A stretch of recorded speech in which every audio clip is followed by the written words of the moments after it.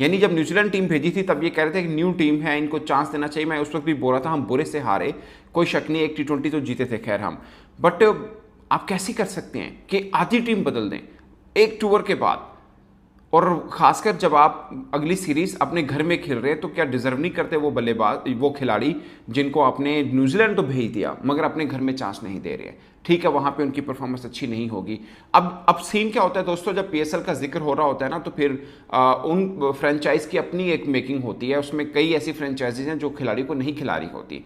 तो उसका मतलब ये नहीं कि वो खिलाड़ी गलत होते हैं, फ्रेंचाइज का अपना कॉम्बिनेशन होता है। अब इसमें बहुत से खिलाड़ी ऐसे हैं जो पाकिस्तान T20 टीम का हिस्सा थे, मगर चूंकि पीएसएल में ज़्यादा मैचेस नहीं खेल पाए इसलिए वो टीम का हिस्सा नहीं बने हैं। मतलब सीरियसली, इसलिए टीम में नहीं डाला गया इनको। खासकर 2 विकेट कीपर बैट्समैन डाले हैं, और दूसरा जो विकेट कीपर है वो मोहम्मद रिजवान नहीं है, और वो wicket keeper Pakistan super league में कीपिंग नहीं की उसने। ये एक हैरानकुन चीज़ है। सुफियान मुकीम जो कि T20 में चैंपियंस ट्रॉफी से काफ़ी जोर चल रहा था कि इनको T20 में होना चाहिए, उनको फिर न्यूजीलैंड भेजा मगर जहां पे शामिल नहीं किया। और 8 चेंजेस हैं, मिसाल के तौर पर उमैर बिन यूसुफ, अब्दुल समद, यार उसको अपने पीएसएल में चांस नहीं दिया, आप टीम से कैसे ड्रॉप कर? जय हिंद दोस्तों, जय भारत। कैसे पाकिस्तानी मीडिया का रोना धोना शुरू हो गया है क्योंकि बाबर आजम और Mohammad Rizwan the lipstick the dancer को भाई दोनों को ड्रॉप किया गया है। पाकिस्तान वर्सेस जो बांग्लादेश के अभी रिसेंटली T20 सीरीज होने वाली है, तो भाई पीसीबी ने ये बहुत ही अच्छा काम किया। ये बहुत साल पहले करना चाहिए था। मुझे लगता है कि इनको T20 से यार ड्रॉप नहीं, सीधा रिटायरमेंट लेनी चाहिए। तो चलिए इसके ऊपर पाकिस्तान को क्या रोना देखते हैं। वीडियो को लाइक शेयर, चैनल को सब्सक्राइब करना दोस्तों ना भूल सकते हैं। मतलब उसकी कौन सी बुरी परफॉर्मेंस थी, या उनको कौन सा फेयर चांस दिया जो आप टीम से ड्रॉप करें? जब उनको शामिल किया था शायद तब भी गलत था कि मतलब बहुत ज़्यादा उनको डोमेस्टिक नहीं खेला और सब चीज़ें हैं, बट शामिल कर लिया, अब उनको ड्रॉप क्यों कर रहे हैं? मतलब नो लॉजिक। उमैर बिन यूसुफ को किस लॉजिक पे आप ड्रॉप कर रहे हैं? जहानदाद खान चूंकि पीएसएल में ज़्यादा मैच नहीं खेले इसलिए वो यहाँ से भी ड्रॉप हैं। ठीक है, उनको बहुत मार हुई, वहाँ पर भी गलत शामिल किया, बट मेरा पॉइंट अगेन यही है, आप गलत शामिल करते हैं फिर गलत निकालते हैं। अब्बास अफरीदी जो इस पीएसएल में हाईएस्ट विकेट टेकर हैं, highest wicket taker of this PSL, is not included in Pakistan T20 team. Would you imagine? मतलब वो सबसे ज़्यादा विकेट्स ले चुका हुआ पीएसएल में और उसको आप शामिल नहीं कर रहे हैं। अमेजिंग। मोहम्मद अली, उनको एक सीरीज दी, उसके बाद आपने ड्रॉप कर दिया। एक सीरीज, वो भी पूरे मैचेस नहीं मिले हैं और वो ड्रॉप हैं। शहीन शाह अफरीदी को रेस्ट दिया गया है, ड्रॉप किया गया है, what ever the reason is, वो नहीं है। सुफियान मुकीम नहीं है, उस्मान खान नहीं है।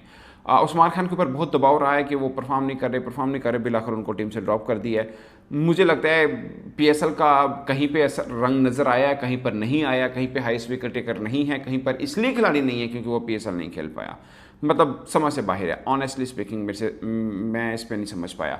अब देखिए इसके अंदर सुफियान मुकीम की वापसी हुई है, फ़खर जमान की वापसी हुई है जो कि ऑफकोर्स होनी ही थी, और कौन कौन से खिलाड़ी शामिल है, हसन अली की वापसी हुई है।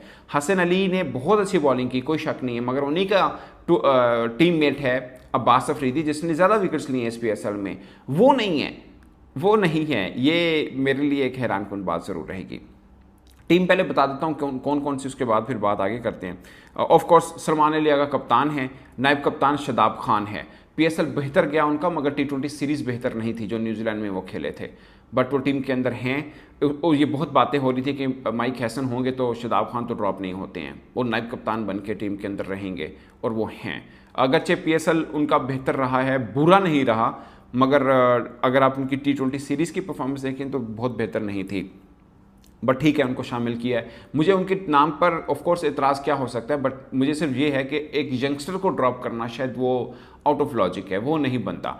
अबरार अहमद पीएसएल बेहतर जा रहा है, उनको टीम में रखा है, ठीक है। फ़हीम अशरफ इस पीएसएल में अगर कोई एक ऑलराउंडर, फास्ट बॉलिंग ऑलराउंडर बाकियों से डिफरेंट था वो फ़हीम अशरफ था। खासकर आप कह सकते हैं कि आमिर जमाल जिनका हमने बहुत जिक्र किया, उन्होंने परफॉर्म अच्छा ही नहीं किया था, वो नहीं है टीम के अंदर। फ़खर जमान मेरे ख्याल तीसरे हाईएस्ट रन गेटर हैं इसमें पीएसएल में, वो इस टीम के अंदर शामिल हैं। मतलब it make sense, of course इनको होना भी चाहिए। हारिस रऊफ को टीम में शामिल किया है। पीएसएल तो बहुत बुरा गया उनका, बट T20 सीरीज उनकी बेहतर थी, उनको रखा है। He is very good bowler इन सीना कंट्री, मगर आप जब पाकिस्तान या एशिया कंडीशन में खेलते हैं, पिछले 1-1.5 वर्षों में वो स्ट्रगल कर रहे हैं, बट उनको T20 स्क्वाड के अंदर रखा गया है। हसन अली की वापसी हुई है। Hasan Nawaz of course T20 series में उन्होंने 100 किया। ये पीएसएल बहुत ही शानदार गया, लास्ट 3 इनिंग्स उनकी ज़बरदस्त थी, उसमें 2 में वो मैन ऑफ द मैच थे और तीनों इनिंग में उन्होंने मैच विनिंग इनिंग खेली हैं। So he deserves of course. Hussain Talat, one of my favourite cricketer, जो हर टाइप की क्रिकेट खेल सकता है, तेज़ खेल सकता है, ऊपर खेल सकता है, नीचे खेल सकता है, स्ट्राइक रोटेट अच्छा है, he is a wonderful allrounder. इनको रखा है, ठीक है, मगर उनको बॉलिंग पे काम करना है, उनकी पेस थोड़ी कम है, but as a batsman he is very good. Mohammad Irfan Khan Niazi of course deserve करते हैं। खुशदिल शाह, ये सबसे बेस्ट जा रहे हैं अगर स्पिन ऑलराउंडर की बात करें आप, 4 ओवर फेंकते हैं, बैटिंग करते हैं और कमाल बैटिंग करते हैं, ये इनको बरकरार रखा है, ठीक है। मोहम्मद हारिस विकेट कीपर तो हैं, मगर दूसरा विकेट मैं बताऊंगा कौन है। अच्छा जी, मोहम्मद वसीम जूनियर बिल्कुल बनते हैं। नसीम शाह को भी रखा है।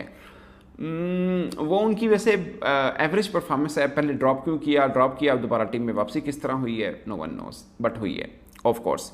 मुझे पाकिस्तान के अंदर सबसे पसंद बॉलर नसीम शाह रहे हैं, बट उनकी परफॉर्मेंस जस्टिफाई नहीं कर रही है। उनको बहुत सी चीज़ें हैं, उन्होंने जब तक क्रिकेट खेली है पाकिस्तान के लिए अब तक अपने बहुत से इनर मैचेस जितवाए हैं, बट एज ए बॉलर नहीं जितवाए, ये इनसे मेरा गिला है। एज ए बैट्समैन इन्होंने नीचे से ऐसे मैच जितवाए हैं जो पाकिस्तान हारा हुआ था, बट बॉलर ये हैं, बॉलर फास्ट बॉलर हैं, इनको अपना वो रोल निभाना है। वो अनफॉर्चुनेटली अभी तक नो डाउट कुछ स्पेल इन्होंने बहुत अच्छे किए, मगर मैच विनिंग उस तरह के खुल के सामने नहीं। आपको इनके मैच याद होंगे तो वो होंगे जो एज ए बॉलर इन्होंने जितवाए थे। अच्छा जी, दूसरा विकेट कीपर बैट्समैन पता कौन है? साहबजादा फरहान। वो as a wicket keeper batsman है, और ये समझे कि लटकती हुई तलवार है मोहम्मद हारिस पे, जो कि वंडरफुल कीपर बैट्समैन है, मगर उनकी कंसिस्टेंसी थोड़ा सा इशू है। तो ये साहबजादा फरहान का as a keeper batsman team के अंदर शामिल होना, और खासकर ये भी उसी नंबर पे खेलते हैं जहाँ पर मोहम्मद हारिस खेलते हैं, तो ये उनके लिए थ्रेट है। सीधी सी बात है, लगातार परफॉर्म करना पड़ेगा हारिस को, वरना साहबजादा फरहान हैं जो कि सारे प्लेयर्स इसके अंदर शामिल हैं। सबसे बड़ा सवाल जो एक आ रहा है, हर कोई पूछ रहा है, why not Babar Azam, why not Rizwan, why not Shaheen Shah Afridi? तो मैं आपको बता देता इसकी वजह क्या है। देखिए, अब तो साफ नजर आ रहा है कि बेशक हमें खबर मिली थी कि जो न्यू कोच आए माइक हैसन, वो चाहते हैं कि हमें जिसको कहते हैं ना, ये हमारे मैच विनर्स हैं, हम इनको चाहिए वर्ल्ड कप की कैंपेन में। लेकिन वो वर्ल्ड कप की कैंपेन जो है ना, वो अगले साल है। समझ रहे हो ना मेरी बात? अगले साल है। इसके अलावा आप ये देखिए कि शायद आपको लग रहा हो कि आकिब जावेद जो है ना वो हट गए हैं, तो उनका इन्फ्लुएंस नहीं है, लेकिन उनका इन्फ्लुएंस है टीम के ऊपर भी। वो इस वक्त डायरेक्टर बने हुए एनसीए के, तो वहां से सारे यंगस्टर को वो ग्रूम करेंगे। इसी के साथ साथ मेन इवेंट था पाकिस्तान का इस साल एशिया कप, जो कि होता हुआ नजर नहीं आ रहा। ये एशिया कप से पहले की तैयारियां ही है ना, जो T20 सीरीज आ रही है। जब आपका मेन इवेंट एशिया कप होगा ही नहीं, तो फिर आपको लगता है क्या पाकिस्तान की जो टीम है वो रिजवान बाबर को वापस लाएगी, शाहीन को वापस लाएगी, जबकि कोई मेन इवेंट ही नहीं है? आपने पूरे साल सीरीज ही खेलनी है, तो वो तो आपकी प्रैक्टिस में चलती रहेंगी, खेलते रहेंगे। हालांकि मैं आपको पाकिस्तान की रिसेंट परफॉर्मेंस बता देता हूं। पाकिस्तान ने T20 के अंदर ऑस्ट्रेलिया से बड़े बुरे तरीके से हारा। पाकिस्तान T20 के अंदर साउथ अफ्रीका के साथ भी सीरीज ही हमारी रिजल्ट आपके सामने था। जिम्बाब्वे वाली सीरीज को तो आप काउंट ही ना करें, वो तो एक मैच फिर भी हम उसके अंदर लगे गए थे, उसके जानदाद खान ने लास्ट ओवर्स के अंदर किया था। इसके अलावा न्यूजीलैंड हम गए, न्यूजीलैंड के अंदर भी हम बुरी तरह से हारे, सिर्फ एक मैच जीते जिसमें हसन नवाज ने सेंचुरी मारी थी। हसन नवाज भी स्क्वाड का पार्ट है।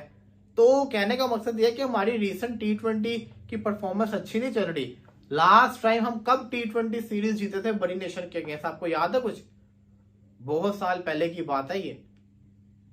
तो अब ये चीजें कही जा रही हैं कि अब बाबर, रिजवान और शाहीन को हटा के एक न्यू टीम को चांस दिया जाएगा। हालांकि न्यू टीम को चांस दिया जा रहा है, जी दोस्तों, आपको क्या लगता है? अपना अपने जरूर के वीडियो को लाइक शेयर और चैनल को सब्सक्राइब करना ना भूले। एक कमेंट तो बनता है भाई बाबर आजम और रिजवान के लिए। द बॉब्जी द किंग और द लिपस्टिक, भाई दोनों का खेल खत्म हो गया, ऐसा लग ही नहीं रहा है, मतलब कंफर्म हो गया, क्योंकि इनसे वो T20 जो क्रिकेट होती है, आजकल के जो यंगस्टर्स है T20 क्रिकेट को जैसे मॉडर्न जनरेशन जैसा खेलते, लेकिन उससे भी एडवांस खेलते भाई। आईपीएल में तो आपने देखा ही होगा कि यार किस तरह से बैटिंग की जाती है। लोग मतलब पहले 200 का सोचते थे, अभी 250 200 अच्छे भाई। एक दो टीम ऐसे ही आपको पता है आईपीएल में कि वो 300 का ही सोचती है हर एक मैच में। इस साल उनसे नहीं हो पाया, लेकिन अगले साल वो जरूर ट्राई करेंगे। लेकिन दूसरी तरफ बाबर आजम रिजवान, उनको कुछ घंटा फर्क ही नहीं पड़ता है, उनको बस टुक टुक अपने एक दो सिंगल, बीच में एक चौका, भाई 30-35 गेंदों में 50 या 45 बनाओ और अपनी टीम में जगह बनाओ। इसके अलावा उनको कुछ सोचता ही नहीं।